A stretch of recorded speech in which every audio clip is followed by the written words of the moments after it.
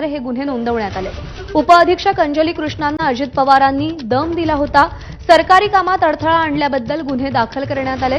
एकूण 20 जणांविरुद्ध अवैध उत्खनन आणि अडथळा आणल्याबद्दल हे गुन्हे दाखल करण्यात आलेले आहेत। 20 जणांमध्ये बाबा जगताप, नितीन माळी, संतोष कापरे, अण्णा धाणे यांचा समावेश आहे। कारवाई थांबवा नाहीतर ऍक्शन घेईन असा अजित पवारांनी दम दिला होता।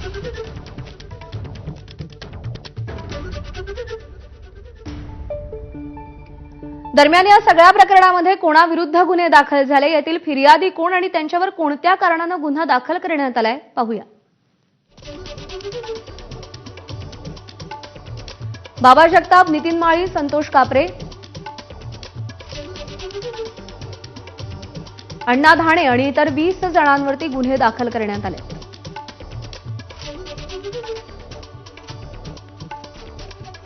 फिर्यादी कोण आहेत?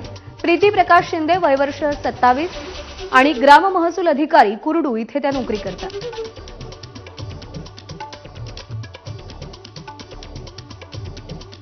गुन्हा काय तर श्री दादाराव मानेंच्या शेतीत परवानगीशिवाय उत्खनन केल्याप्रकरणी गुन्हा दाखल करण्यात आलाय। जमाव जमवून सरकारी कामात अडथळा आणल्याबद्दल गुन्हा नोंदवण्यात आलाय।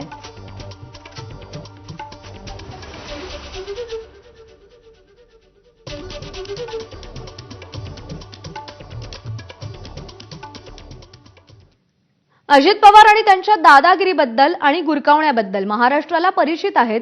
नियम आणि कायद्यानं सारं करतो असं शेखी सुद्धा ते मिरवतात। भाषणाबद्दल तसं बोलूनही दाखवतात, पण पडद्यामागे ते गैरकृत्यांना अभय देतात। हे सोलापुरात कुरडूमधल्या अवैध उत्खनन प्रकरणानंतर समोर आलेलं आहे।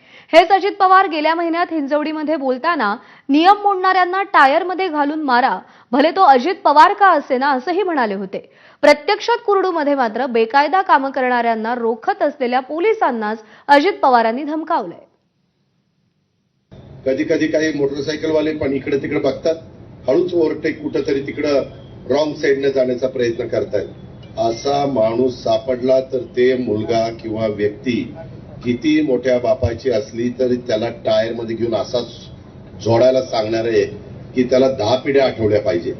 अजिबात नियम कुणी तोडू नका, मग तो अजित पवार असो नाहीतर अजित पवाराचा कुणी आणखीन नातेवाईक असो, सगळ्यांना इथं नियम सारखे आहेत।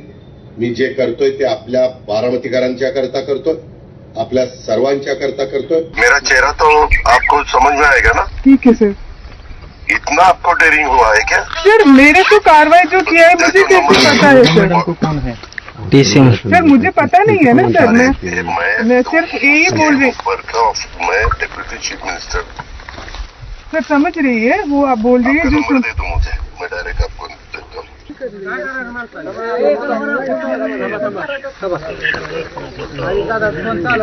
कार्रवाई कर रही थी लेकिन अजित पवार का फोन